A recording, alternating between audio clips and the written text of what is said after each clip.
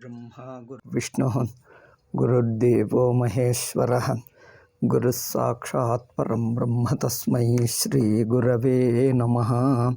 Om Om Om Narayana. Today is Saturday, so we last Saturday I think some disturbance came, we couldn't do. Now we shall continue Manu Smriti. Okay, in this the second chapter of Manu Smriti from 6th to 16th shloka. Okay, in these shlokas dharma pramana. What is pramana for dharma? Pramanam is a valid means of knowledge to let us know, to declare what is dharma. Okay, so Vedo Akhilo Dharma Moolam. First pramana is the entire Veda is Dharma Moolam, the source of dharma. The source of dharma. What is dharma? Dharma means we have already defined. Sakshat Abhyudaya Nishreyasa Siddhi. A method. Method means a way of acting, thinking, and speaking, all these things, all activity. A proper way of acting, living and thinking and all these things with body, mind and sense organs. Body, mind and sense organs, the activity which we do, that activity constitutes a sadhana for achieving something. Abhyudaya and Nishreyasa means some development, some material, some or some achievement in this world or for the other world. Okay, a particular sadhana prescribed by Veda is called dharma. A sadhana. Okay, so I think we have told dharma is a sadhana, not a vishwasa, not a blind acceptance. Dharma is a sadhana for achieving a goal of this world or the other world. Okay, so it will come again more. The definition of Veda will come again. This definition of dharma will come again. So the source of dharma is the Veda first. Akhilam Vedaha. The entire Veda is dharma pramanam. Dharma moolam. Arthavadanamapi vidyeka vakyataya stavakatvena dharme pramanyam. Vidhinatu, all this is more highly technical. Vedasya cha dharme pramanyam yatartha anubhava karanatva rupam nyaya siddham. So Veda is a pramana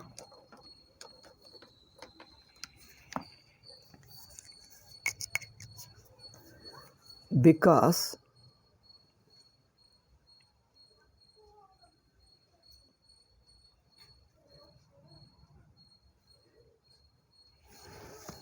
it is a cosmic law.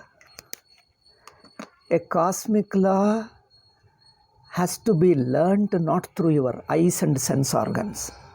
Sense organs and logic are too small, too limited to find out that. That's why the Veda itself is a means of knowledge, valid means of knowledge, just as perception. Sense perception reveals only certain things, like the colors. Eyes can see the colors, ears can see the sound, the sense of touch can feel the heat and cold, soft and hard, the nose can feel the smell, and the tongue can feel the taste. 5 sense organs can feel only this much, not beyond this. The inference can see one aspect of it, and what is connected to it, it can infer. But cosmic law is beyond this. Therefore, what Veda reveals is a law, a cosmic law, by following which certain result is produced. This law cannot be seen through your eyes, pratyaksha perception, nor through your inference. Therefore, Veda is a pramanam, Veda is a means of knowledge, it reveals, it teaches us, it gives a knowledge of that principle, that idea, that cause and effect relationship. The cause and effect relationship, you follow this cause and you get this result. This cause and effect relationship cannot be figured out by perception and inference. That's why it is Veda alone can tell us, and no other way. So Vedo Akhilo Dharma Moolam, Smriti Shilecha Tadvidam. Another thing is Smriti. Smriti is like Manu Smriti, Yajnavalkya Smriti. We have got many, around 20 to 24 Smritis we have got. So these Smritis were by the Munis who have studied the Veda, who have learnt the Veda, lived the Vedic life. They lived under those rishis. So such people's, their own observation, their own living, all that they have. So Vedic principles, when they started living in life, they found out that this kind of living, this sadhana can produce a deeper life, a deeper result. An invisible way it affects. Invisible means cannot be perceived, cannot be inferred. Other than perception and inference, it's a deeper way which only a Rishi's vision or Vedic vision alone can give us. Okay, so Smriti means these people, Vedic life they have lived and observed among the people, others, and they recorded it. So it is a tradition that is recorded. Tradition of living the Vedic life has been recorded regarding the various situation, various context, various activity. All this traditional living of the Vedic life recorded in one place is called Smriti Shastra. Smriti is a Dharma Shastra. So tradition doesn't mean simply somebody did it and you follow. It's not simply following somebody. The tradition should be again based upon Veda. Without basing upon Veda also, certain behaviors, certain actions come down because somebody did it and next generation follows and next generation follows. Generally, the English term tradition means what was followed by earlier generation and picked up by next generation, and then that again that is followed by next generation. Simply an inherited behavior means just followed by certain generations is called a tradition. But in our Shastra, just because somebody follows, it is not pramana. It is not valid. It should be based upon Veda. Without being based upon Veda, a tradition cannot be valid. Therefore, Smriti is a tradition, traditional behavior and activities based upon Veda. They have a Veda base alone. Then only they can be called tradition. Okay. So here he says Smriti. Smritir dharme pramanam. And who's this thing? Veda vidam. Here he says. Vedokila dharma moolam smriti. Veda vidam iti visheshana upadanat veda mooletvenaiva smrityadinam pramanam. Smriti becomes a pramana. Smriti means the recordings, the traditional life recorded by Manu, Yajnavalkya and other Munis.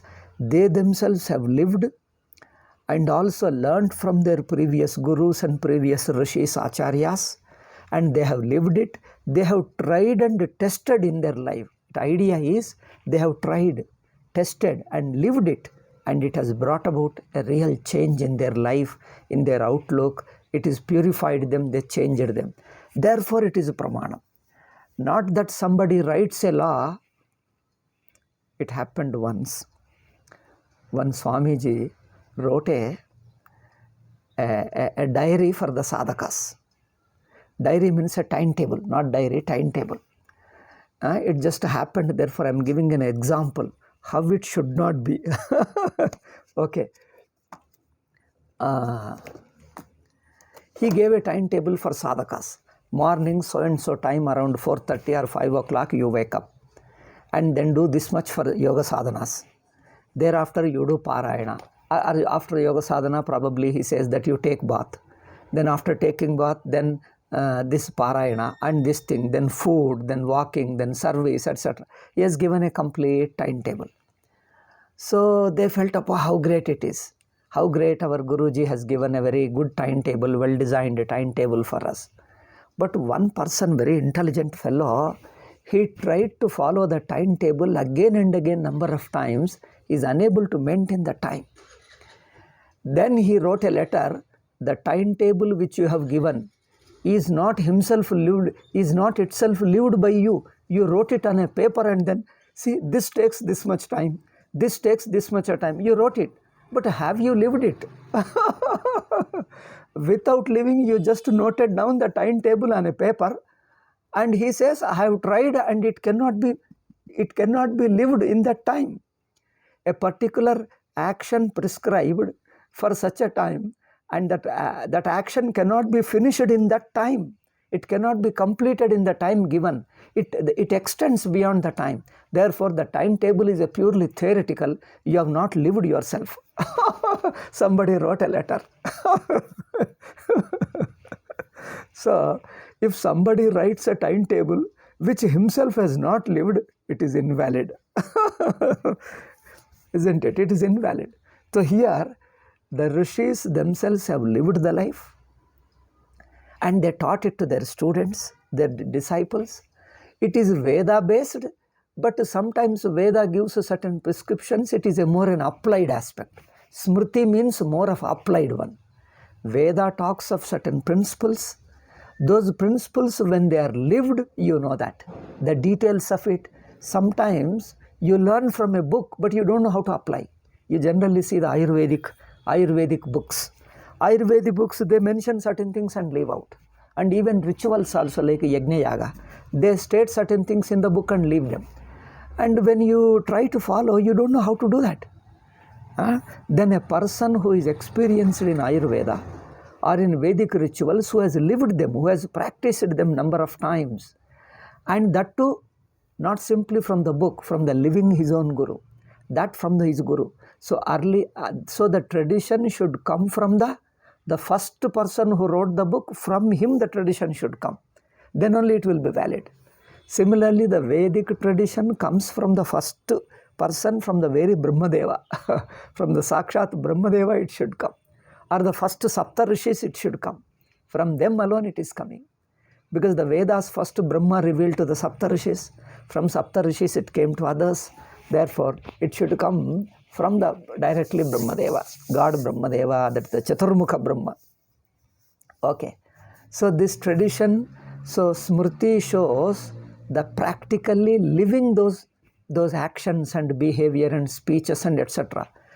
If you say that don't get angry, or if you become angry, they prescribe a way how to cool down your anger. If the prescribed method, does it ever work? Have you tried? They say you follow this, your anger will cool down. They give you certain methods. Did it work for you? Have you tried it? You try. If it works, then it is valid. Therefore, Smritis explain to you the practical life, how to live that. Okay? How to live. Therefore, Vedokhilo Dharma Moolam, Smriti Shilecha Tadvidam. Smriti and also Shila. Two things. Smriti is the traditional life recorded, and also Shila means a character. Character of those Vedic scholars. Vedic scholar, not scholar, Vedic people. In fact, in our Shastra, scholar means those who live it, not one who studied it. Studying is not Veda, alone Veda. One who lives the Vedic life. Therefore, Shila means a character, a behavior followed by a Vedic people. So, Smriti is a book, traditional book, that is a Smritis, Manu Smriti, Yajnavalkya Smriti, and also Shila. Shila means the character of the people there be. Here, our Kulluka Bhatta is a commentator. He quotes the Shila. There are 13 characters. Shila is a 13 character which helps you to live this Smriti life. One is Brahmanyata, respect for Brahmanas. Not simply respect, a devotedness. Just like you are devoted to Guru, you become devoted to Brahmanas. Brahmana means those who live the Vedic life. Okay? You not only follow the book, you respect other people who are living the Vedic life, you become dedicated to them. You become devoted to them. So Brahmanyata, this is also an important character. Brahmanyata is also a Shila, a character required as a dharma. Dharma means, as we told you, it produces an invisible result called punyam. Invisible result called punyam it produces. If you have a respect for Brahmanas who live the Vedic life, you see the all traditional people. See the Brahmanas, they have got a high regard for other Brahmanas. Those who follow the Vedic life, even they see them from a distance, they get up and do namaskara. And then, so you require somebody in your life whom you treat as a guru, whom you respect as guru as well as somebody similar to guru. Somebody similar to guru. Not only your own guru, all other Vedic Brahmanas are also equally guru, something like a guru, respectable equal to guru. So this character of you produces some invisible punya. It produces a punya. Therefore, Shilam, this character, this particular behavior, this particular guna, quality is a dharma. So Vedic people always have a high regard for the Vedic Brahmanas. Okay, then Deva Pitru Bhaktata. Deva Bhakti, Pitru Bhakti. This is the second character. 13 characters. This Smritikara, Harita Smriti is a Smriti. Harita Smriti enumerates 13 characters as a Shilam. Shilam means a character, set of characters, set of behaviors, qualities, set of the 13 set of qualities constitute is one's character. So this character is also dharma. One is the Veda, second is Smriti, third is the character of the Vedic people. One is Brahmanyata, they have a high regard, high respect for Vedic Brahmanas. Second is Deva Bhakti and Pitru Bhakti. Because the Indra, Varuna, Agnyadi Devatas. Devata means one is the Paramatma, who is the Ishvara, who is the Srishti Sthiti Karta. Other Devas means his subordinates, his staff we can say. Paramatma's staff who work under him, who assist him. Assisting means his own delegated power, his own divided power. It is like one tree having branches. Tree as a one, but branches are branches of that tree. Similarly, Devatas are branches of same Paramatma.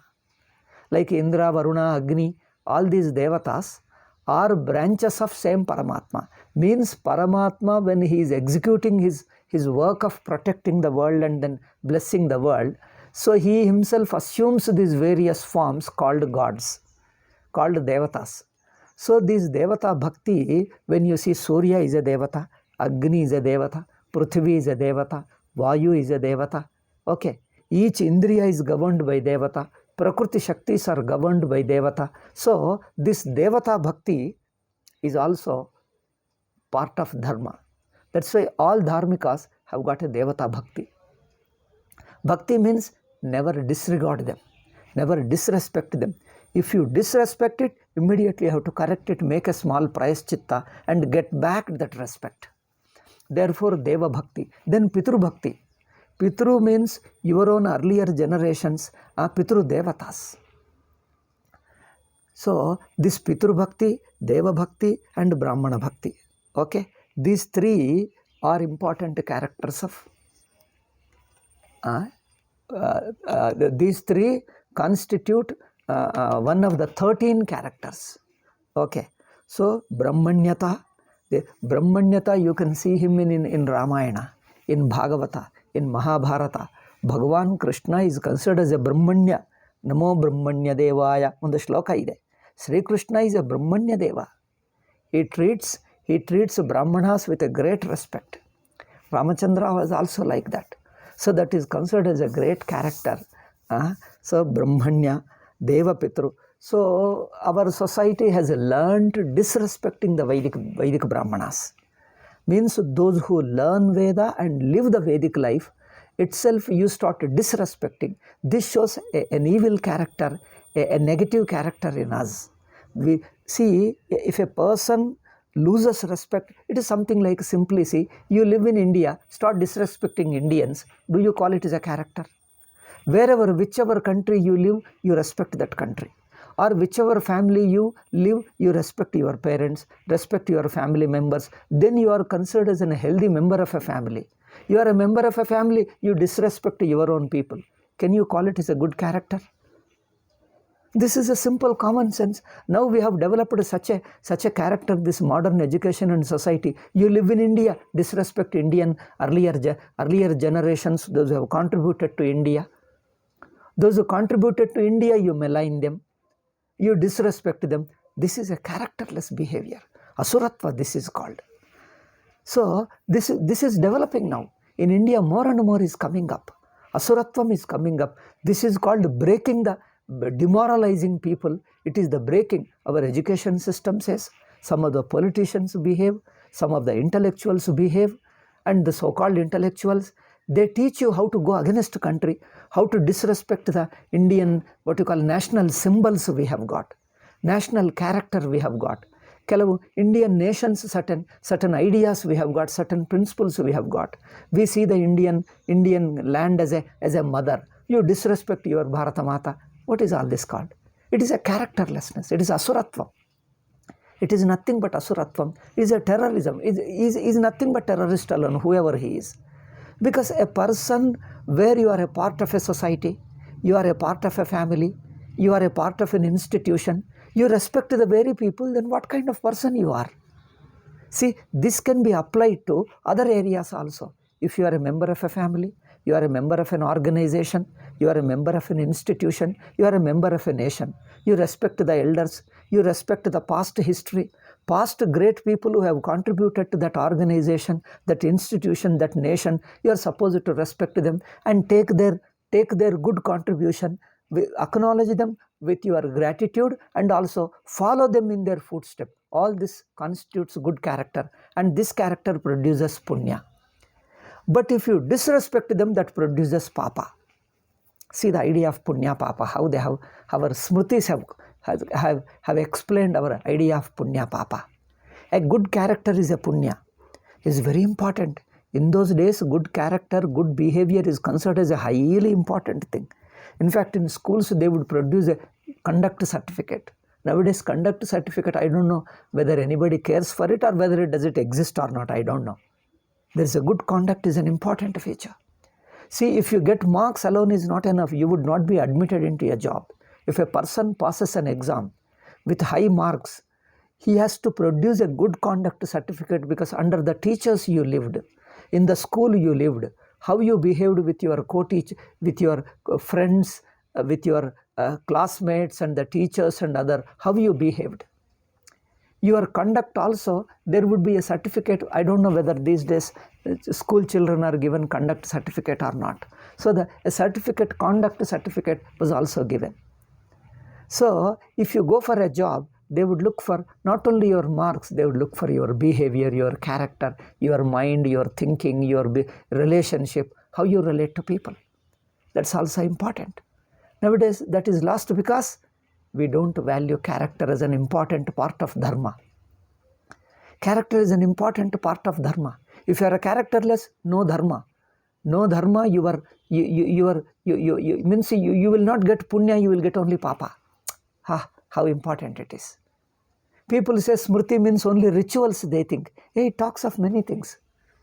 It talks of many other things. It talks of all life very beautifully.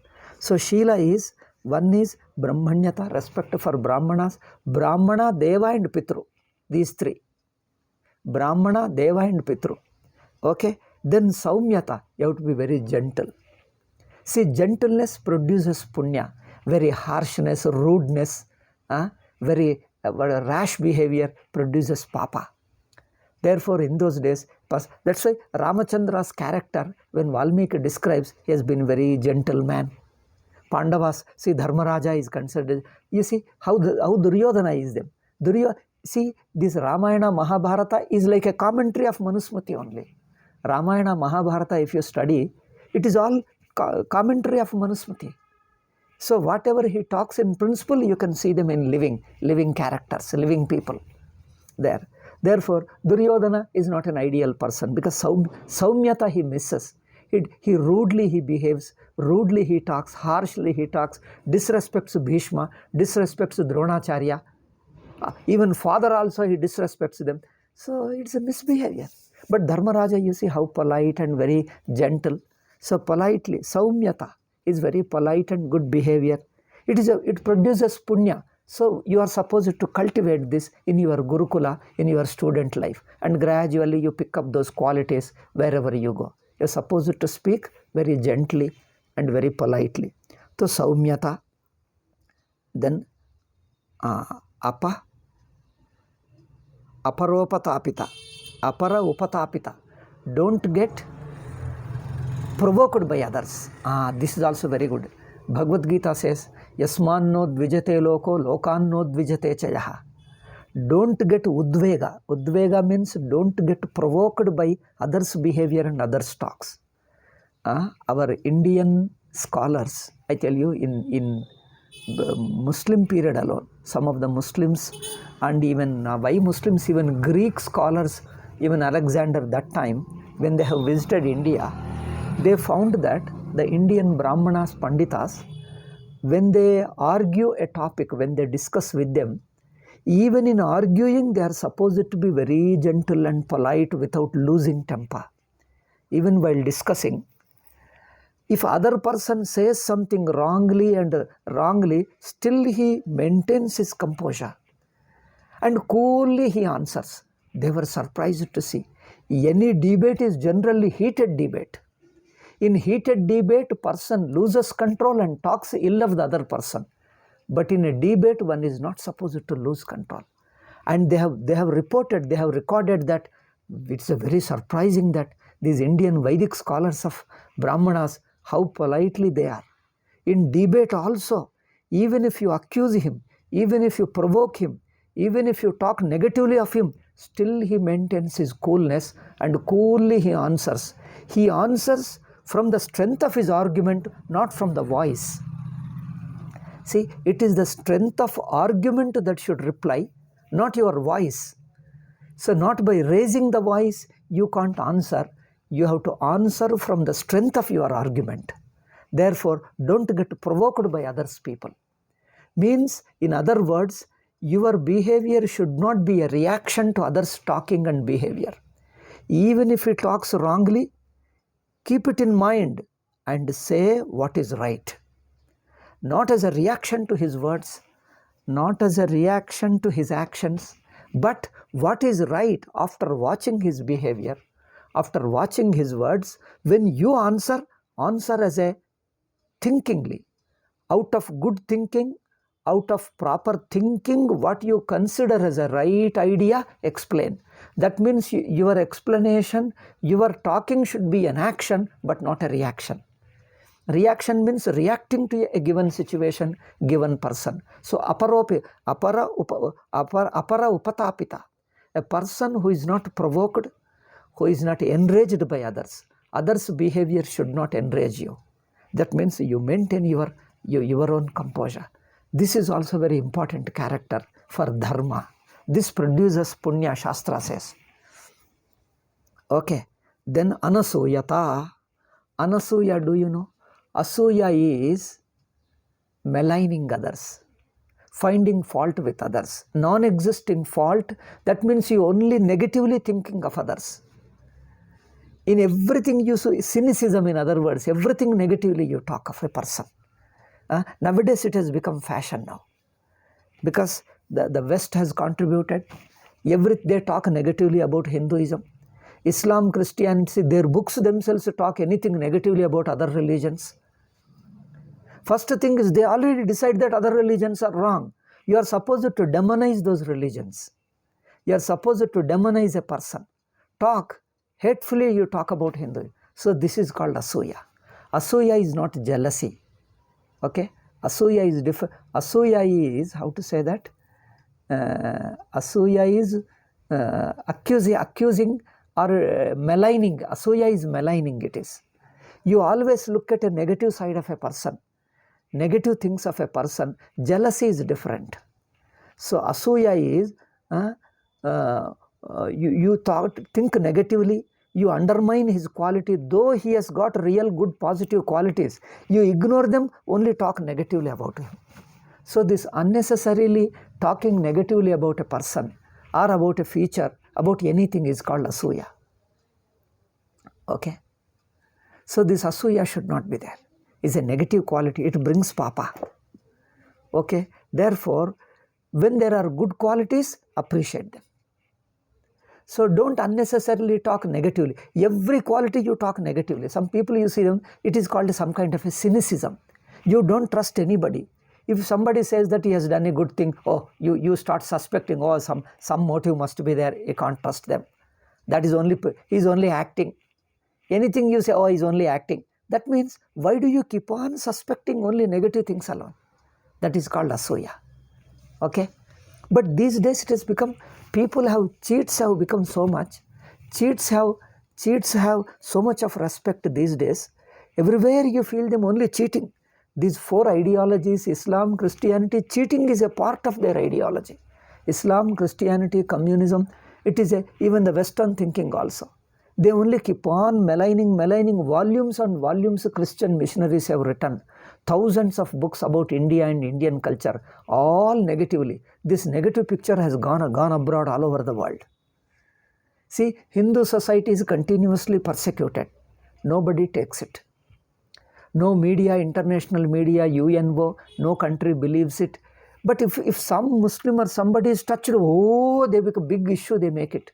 Why? Why this keep on suppressing, ignoring Hindu society? This is how they do it. Because their societies, their ideologies, their theologies are built up like that. Hindus are unaware of this. They are supposed to hate others, think negatively about Hinduism. Of course, there are some good people, even in West also, there are some healthy people, good people. They understand, in fact, they appreciate India. Okay, that's different. I'm talking of the routine thing. They are highly respectable people. They are moneyed people, but they always talk negatively about India. Media also talks negatively about Hinduism, Hindus and Hinduism. Any issue, temples and etc. talk negatively. If one Muslim or Masjid, something happens, they highlight big things. In the films, Hindus are presented negatively. That means terrible Asuya is a widespread against Hinduism all over India. Media, intellectuals, education system, everything talk negatively about Hinduism. Highly full. It is all papa. They are all papatmas. They are all asuras who talk so much negative. There are always good and bad. Naturally, where there is a good, appreciate. Where there is a wrong, you point out. That's why Hindu society is open. Always wherever mistakes are pointed out, therefore we don't try to suppress them. If somebody says untouchability or some other problem, corruption or something is there, we don't try to suppress them. But if you use it to malign permanently as a uniformly, then that becomes a problem. See, they are taking advantage of openness of Hindu society. We allow both appreciation and criticism. Where there is a healthy criticism, we don't try to do Sar Tan se juda. If you criticize Hinduism, we'll kill you. That we don't do. We take it positively, but see, there is a proportion. If there is a real mistake, point out and we'll admit it. In our Varna system, in our human relationship, family, everywhere, wherever there are mistakes, if he criticizes, we'll take it. No problem. We'll listen to them, we'll read them. We don't ban the book. Taking this advantage, they made it what you call maligning as their full-fledged work. Maligning is the only work. Now Hindus don't know how to handle it. When you have an open society, we allow the people to both talk good of it and criticize of it. Now they are using only maligning as a systematic maligning, continuous maligning, and day in and night, 24 hours, 24 into 7 only maligning. Now this has become a very big problem. We expect them to be people of good character, but they have proved themselves to be asuras. All anti-Hindu people are asuras only. When Hindu society allows healthy criticism, why do you have to continuously malign? We allow you both. You healthy criticism, we accept it. We don't ban the book. We listen to them. We try to correct. We're open. No. As if we are suppressing, and they're creating conspiracy theories, conspiracy after conspiracy, conspiracy after conspiracy. They are creating theories, atrocity theories, etc. Why?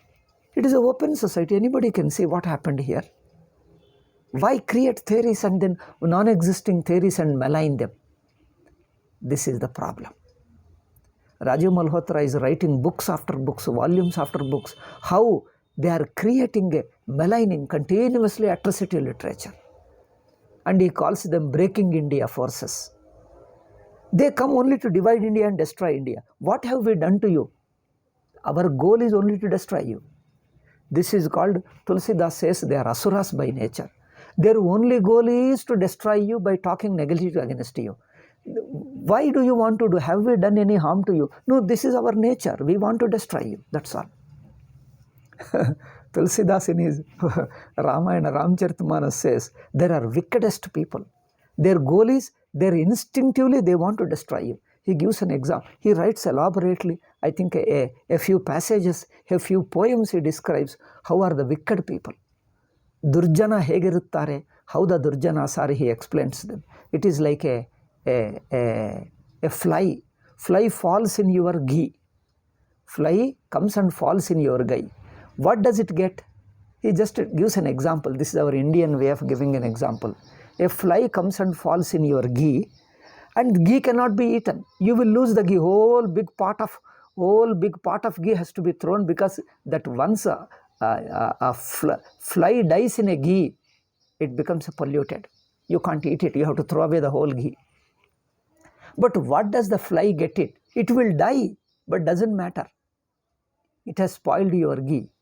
So you have to throw away the whole ghee. You lost the ghee. So for you, in order to harm you, the fly doesn't mind dying.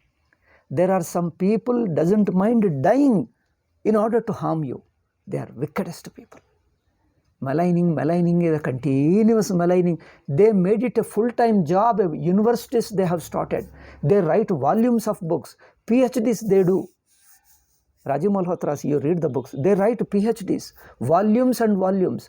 They finance people, sponsor the people, publish books, and then run the institutions, train the people only to malign India.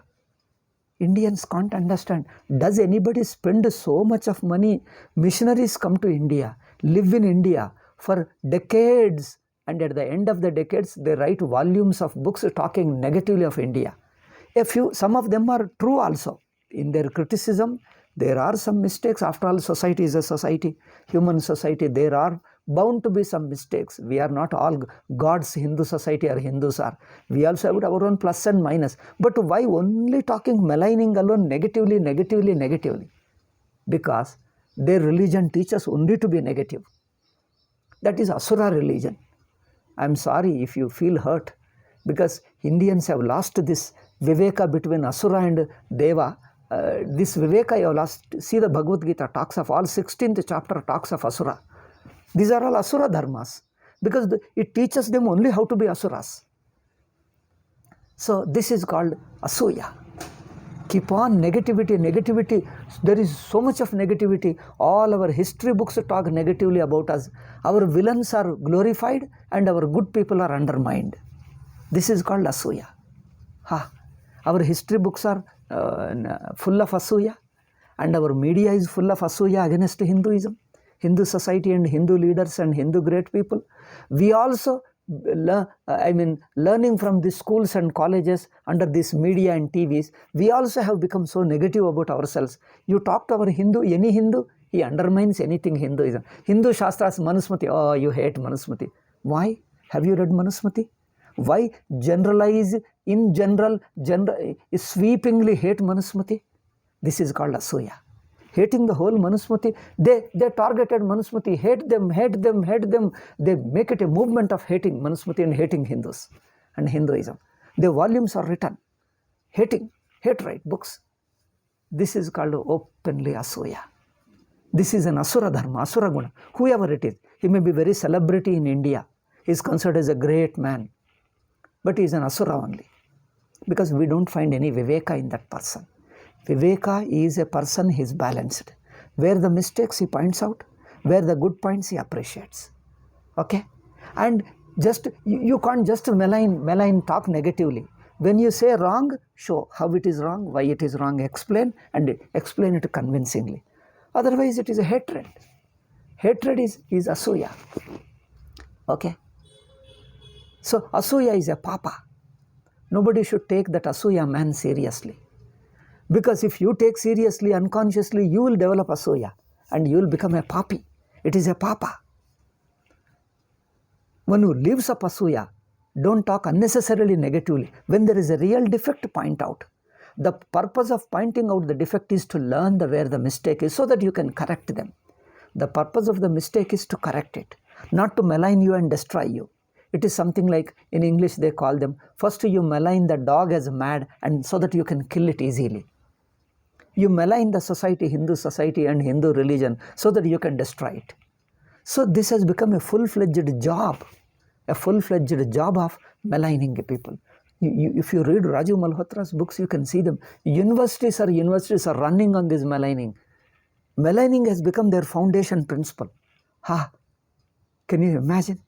You see what the communism does it? Maligning any society you enter. You see the communists as they entered India. First thing they did is terribly maligning whole Hindu society, whole Indian society and whole Indian history. You see how Karl Marx wrote about Indian history. Indians and Indians history. See the Karl Marx wrote terribly about Hindus and Hindu society and all those things. They say Hindus don't deserve to exist on the earth at all. They need to be ruled by Muslims and tortured. He openly admitted. See, what a maligning, what a hatred. And you consider Karl Marx is a great Rishi. Some people called a Rishi. I laughed at it. So this is how people full of hatred are called Rishis. This is how it is going on. Okay? So you can see our Rishis. We have got various schools of philosophy. They criticize, but you see how politely they criticize. When they criticize, point by point, they take it, logically they analyze it and explain it and go away. This is how. Therefore, our Rishis, our Acharyas, our Vedic scholars, any scholar is supposed to be very balanced person, very cool thinkers, balanced person, doesn't get provoked and answers to the point he answers and convincingly he explains. So this is how an educated man is supposed to be like that. In our traditional Gurukula education, person is supposed to come with this character. You can see all our Acharyas, writers, you see the Shankara Bhashya writing. The writing style, you can see how he argues point by point, not personally attacking. Okay? This is how we have been told. See, don't just malign the person. Listen to his argument. Even if he talks against you, listen to his entire argument. Then say how it is wrong and explain. Can you see that? So some of the Greek people, when they visited India, they wrote down somewhere, I read it.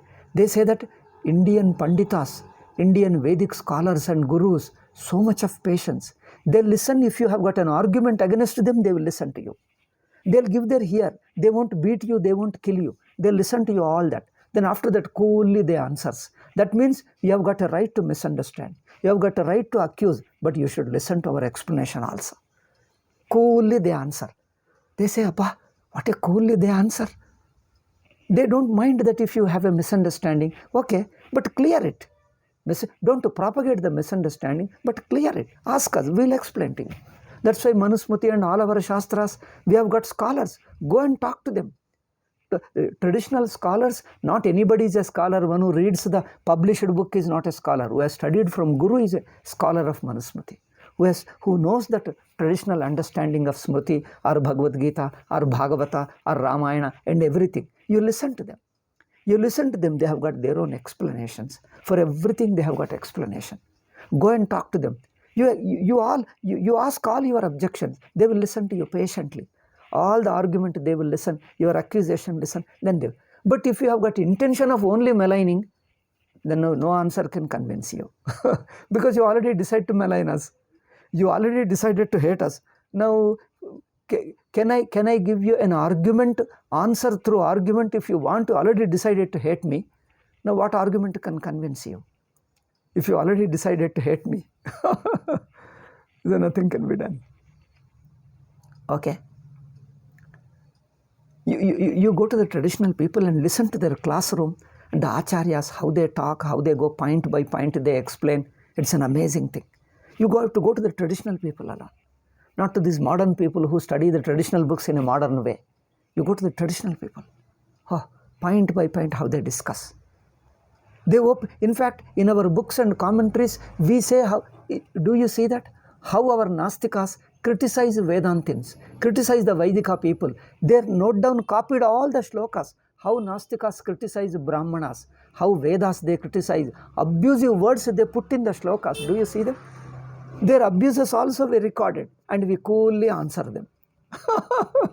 You see them, how Charvakas, how atheists criticize Veda and Brahmanas, how they talk them, Bhanda Durta Nishachara. Bhanda is an abusive term in Sanskrit. Bhanda Durta Nishachara. Trayo Vedasya Kartaraha, those who wrote Vedas, Vedas are the Bhanda Durta Nishachara. This is what Nastikas say. And our people recorded their words. Patiently they recorded. And they answer. Patiently they answer. Because when there is a healthy discussion, you want to learn. If it is wrong, let us learn how it is wrong. If it is right, let us see. So this should be an open discussion. And our openness has become an enemy to us because it is weakness to us. All the fellows are taking advantage. They are maligning Hindu society, Hinduism, Hindu people continuously. It has become a full-fledged policies they have become. You see how politicians malign, only malign. Demonize us, Hinduism. Hindus have not discovered how to answer this thing. If they listen to our answers, we will explain. But no answer, no, we don't listen to you. We don't study from you. We don't discuss with you. First we burn Manu Smriti. We malign you. We write another book, again another book, again another book. That's all. Keep repeating them. We don't listen to you. That's all. We don't listen to you. We don't know how to answer this thing. This is nothing but asuratvam. Rakshasatvam it is. It is Rakshasatvam. Okay? You listen patiently, our Shastras, how patiently they go on discussing, answering, and living also. They live every point. So, okay, Asuya. After Asuya, next quality is Mruduta. Gently. Mrudu means very politely. Softly and politely talk to the people. When you are explaining softly, politely, you should see some of the traditional discussions. Traditional discussions, very respectable acharyas, coolly they talk. Karapatriji, Akhandananda Swamiji, I could see them, how politely, patiently, however roughly you argue, politely they answer. It was amazing to see them. We have no videos at that time. I have not recorded. You see them, how patiently they answer. Mrudu means that very softly they explain everything. But you have to listen. That's the only point. If you don't listen, then nothing can be done. That is the thing they have learnt it. We don't listen. One side, malign. Don't listen to the other. Don't allow him to write books at all. If you want to write a book on Manu Smriti, we don't publish it. You write negatively, we will publish it. Because that means we have already decided. Somebody wants to do PhD on Manu Smriti positively, no, we don't allow. You talk to the PhD professors. If somebody wants to say something positive about Varna Vyavastha, no, we don't allow. No PhD on Varna Vyavastha. No talking positively about Brahmanas, no PhD is allowed. You talk to them. I see some of the people, some of the young boys and girls come to me trying to do PhD. I asked, why don't you do on our Varna Vyavastha? Try to say positively about our Brahmanas. There may be good, bad points, but see the positive side also. Write one PhD. No, Swamiji, our professor won't allow. Professor is against us. What is this? Yes, they are against us. They don't want you. They don't want you to know the facts. This is very strange thing. Why strange? This has become, Yuga has become an Asura Yuga. Asura Yuga. I think worse than Duryodhana. When Krishna went there, at least they allowed Krishna to speak. Krishna explained to them. Afterwards, Duryodhana didn't follow, is different. But at least he was given a mic, asked to Krishna to explain. Pandavas stand. Pandavas stand, he explained. He didn't listen, that's a different. But he explained. At least to give us the voice, allow us to speak. There is a publication, Ram Swarup Sitaram Goyal published Voice of India. The very name of the publication. Voice is suppressed. We are not allowed to speak. History, our side of history, not allowed to speak. Voice of India. Ram Swarup Sitaram Goyal and certain others together, they wrote these books. Voice of India. It is Hindu's voice, Indians' voice. Allow us to speak. They published it. I think it is worth reading. I think all Hindus, why all Hindus, all Indians, even the world, all over the world, people should read those. They are the best books. I tell you, they are like our Shastras. Voice of India books are like our Shastra. You have to, you after reading their books, while reading the books, you feel that you are studying a Shastra. It is so beautifully analyzed, explained based upon facts. Hindu outlook, our Indian outlook, they have explained through many points. Okay, the Saumyata. After Saumya, just a minute. Aparushyam. Harsh word, abusive word, ashlila word, vulgar word you are not supposed to use. Don't brand a person as a wicked, as a villain. Don't see these days, this swear words, Sitaram Goyal calls them. Swear word means first you use swear words. This is a very unbecoming of a person. Is an ashishtachara. It is an ashishtachara. You can't brand a person like that. Okay. I'll take another 5 minutes. It is 12 o'clock. I'll finish this small point. Sheila, I'll finish it. Because all this is a papa. All this is a papa. Therefore, our people were afraid. Even if the other person is harsh, they will not speak because I will incur papa. I am supposed to do my dharma, I am supposed to follow. My dharma is I am supposed to be gentle and polite and then soft spoken. If I use harsh words, I will incur papa. It is my papa. So I should not be papi. So that I will pay for it in my next janma, I will pay for it or I will go to Naraka. I will not do. You can see our Shankaracharyas, how politely, point by point. I have seen even Shankaracharya. Some people go rudely talk in front of them. I don't want to give the example. I have seen them personally. Rudely he talks in front of him. But he coolly answers. I was surprised. We think that Shankaracharyas are always respected. There are some people how rudely talk in front of them. Coolly he answers.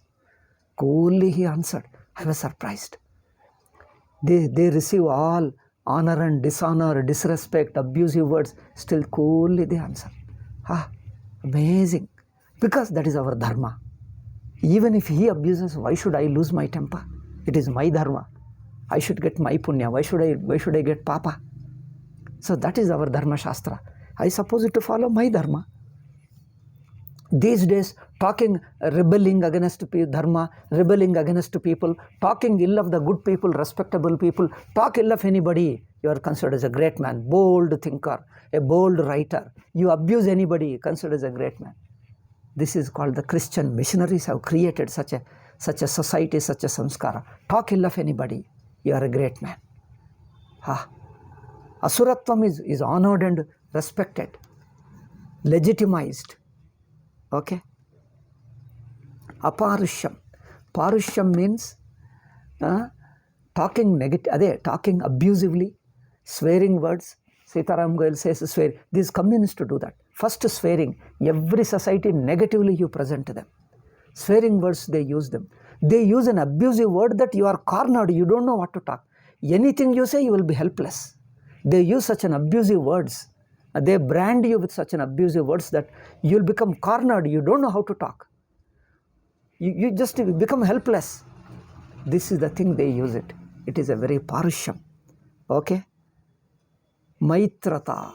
Always be friendly. Maitri means in your mind, don't consider as an enemy. Even if he is a most wicked person. Wicked person, you punish him. But don't keep enmity, hostility against him. Don't carry enmity.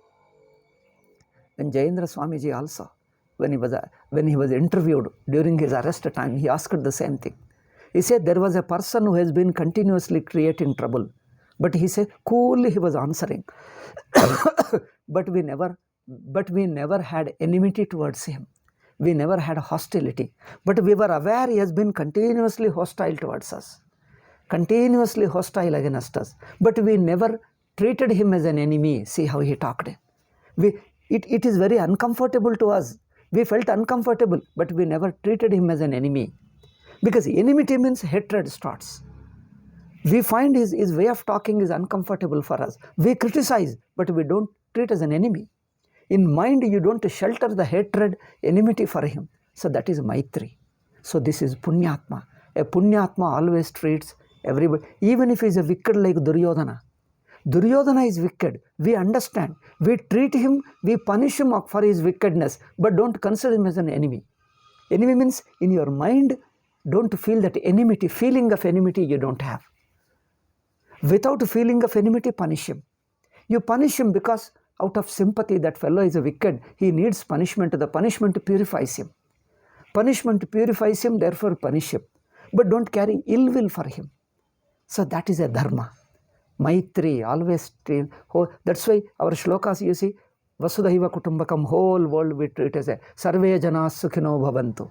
Ma kaschid dukkha bhag bhavet. Let nobody suffer. Otherwise, you curse him, let the fellow die, let the fellow go to hell. That's why we don't have the words go to hell. You see, the abusive word, go to hell, that means let the fellow go to hell. Cursing should never be done. Okay? Parushyam means cursing a person. He has done a papa, but he will suffer for it. Why should I curse? If he did papa, he will pay for it. In this janma, the king will punish, the law is supposed to punish him, or his guru is supposed to punish him, his father, parents punish him, his gurus punish him, or his law punishes him. If he still escapes, the karma will catch him in the next janma. Okay? But we don't have to curse a person. See, in Bhagavad Gita, if in 6th chapter or 7th chapter, the asuras will go to hell. Hell means our Indian naraka. Asuras will go to the naraka after death, will get a bad janma, will pay for their karma. But he did not say, Arjuna, go and hate them because they are asuras. They say, if you hate, even if he is asura, he is asura, but if you hate, it is a papa for you. You see the entire Bhagavad Gita. Asuras, he described their character, but he did not advocate Arjuna, if you hate them, you will get punya. He never said. You see in the Bible and Quran, you hate the non-Muslims, non-Christians, they'll get punya. Hating others is a punya. Maligning others is punya for them. Their God will be God. In fact, the punya word doesn't exist in their religion, but their God will be, Allah will be pleased if you hate those people. Because their God himself hates and wants their followers to share their hatred. But here, you see the entire Bhagavad Gita. If you forgot it, you do one more parayana. With specifically keeping this in view. Does anybody ever say that Arjuna, even if he is a wicked person, even if he is asura, if you hate him, it is dharma for you. It is dharma for you, did he say? If he is a wicked person, you may punish him. You may wage war, but without hating. As a dharma, you fight against him. As a dharma, as a duty, like a police punishes a person, a judge gives him judge, not without hating personally. Without hating personally. So that is dharma. Okay? So dharma means a certain character, shila. Maitrata, priyavaditvam, always speak softly, priyam. Don't rudely against a person, directly against a person, never talk. Talk gently, politely and respectfully to the person, priyavaditvam. Even if he commits a mistake, point out the mistake, but not directly abuse or negatively talk about a person. You see, the Sanjaya goes to, in Mahabharata, Dharmaraja, Sanjaya comes back and reports to Dhritarashtra. Yo, Dharmaraja is a very firm. He is not harsh, but he is firm in his view. Firmly he says that. Firmly, but not harsh, but firmly he says. He says he is a soft-spoken, gentle tiger, he says. Gentle tiger. Talking gently, but is a tiger. Is a tiger, not ordinary man. Very powerful man. Dharmaraja doesn't compromise, but he's giving you very politely, he's giving you a warning. That's what Sanjaya comes and reports. This is called Dharma. So Ramayana, Mahabharata is a commentary of our Manu Smriti. Okay? Kritagnyata. Gratitude is very important. These days, ingratitude has become so common, I tell you, whole society is getting down terribly. Ingratitude should not be there. Live in India, they become ungrateful to India. They say, no, we don't care. We are ungrateful to India. Proudly they say. There are certain religions that teach them, be ungrateful to India. Be ungrateful to India and start loving Pakistan, though Pakistan has done nothing to you. Only in the India does to you, but stay ungrateful. Anywhere you take help, from any office, any person, any government department, anybody, be grateful. Gratitude is important dharma. Kritagnyata is very mukhya dharma. I tell you, don't allow kritagnata, ingratitude in your mind. Be always grateful. Whatever small thing he has done it, be grateful to him. Be grateful to whatever small thing you receive, you get from others, be grateful to them. Gratitude purifies your mind, makes you a highly saintly person. That's the most important thing. Gratitude is most important. Every child should be taught, all these qualities should be taught right from childhood. Okay? Kritagnyata, Sharanyata. If somebody is suffering, somebody is in trouble, if he tries to seek your shelter, you should be ready to help others. Sharanyata means ready to help. Somebody is in trouble. Without hesitating, go and help. Somebody is in trouble, because after all, this is human nature. Somewhere anybody will get into trouble. You are helpless, that you need somebody's help. Without help, sometimes you can take care of yourself, make all arrangements, everything, but there are some situations, there are certain conditions, you are so helpless that without a third person, without a other person helping you, you cannot come out. You are caught up in such a situation, always you need somebody to help you. You always get into some such trouble, somewhere it will happen in our life. Therefore, understand that you also help others when they are really in trouble. Sharanyata, this is also punyam. If you help others, that will be a great punyam, I tell you. It will give you heaven. Sharanyata is important. Karunyam, be compassionate to others, because people have their own weaknesses, their own mistakes, their own sins, their own papa. They commit. Don't look at the papa. Still be kind to the people. In spite of their sins and weaknesses, mistakes, they commit, after all, human mistakes. In the avesha, they may commit. Later, because they don't know what to do, they already committed the mistake. Be kind to them. Be kind to them. Be forgiving to them. Okay? Prashantischa, be always maintain your coolness. Be peaceful and relaxed, because peace of your mind is a punya. Never lose your peace. Never lose your peace of mind, because be peaceful in your mind is a great punya karma. This is dharma. So, first is Vedo Kilo Dharma Moolam. Entire Veda is the source of dharma. Smriti, second one. Shila, third one. Smriti Shilecha Tadvidam. Acharaschaiva Sadhunam. Atmanastushti. Two more things are remaining. We'll talk in the next class.